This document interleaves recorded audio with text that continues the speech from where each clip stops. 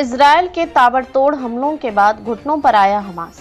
Gaza में बचे सभी बंधकों को रिहा करने के लिए तैयार। हमास के गाजा प्रमुख ने कहा कि इजरायली जेल में बंद फलस्तीनियों के बदले बाकी बचे सभी बंधकों को रिहा करने के लिए हमास तैयार है और इस बारे में जल्द वार्ता करना चाहता है ताकि इस क्षेत्र में युद्ध समाप्त हो सके। इजरायल के साथ अप्रत्यक्ष वार्ता के लिए हमास वार्ता दल का नेतृत्व करने वाले खलील अल हया ने टीवी पर दिए भाषण में कहा कि हमास को अंतरिम युद्ध विराम समझौता स्वीकार नहीं है। क्षेत्र में युद्ध पूरी तरह से रुकनी चाहिए। गाजा के लोगों को दिन में एक बार मिल रहा भोजन। गाजा में गुरुवार रात इजरायली हमलों में 23 लोग मारे गए लोगों में 10 एक ही परिवार के हैं।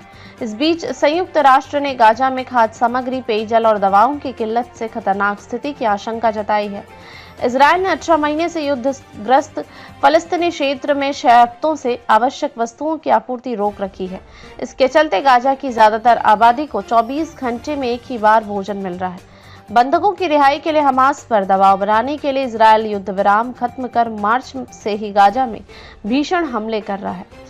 खान यूनिस शहर में ताजा हमले में एक ही परिवार के 5 बच्चे, 4 महिलाएं और 1 पुरुष मारे गए हैं। ये सभी जलकर मरे हैं, जबकि उत्तरी विभाग में किए हमलों में 13 लोग मारे गए हैं। इजरायली सेना ने कहा है कि वह अपने हमलों में आमजनों को बचाने का हर संभव प्रयास करती है।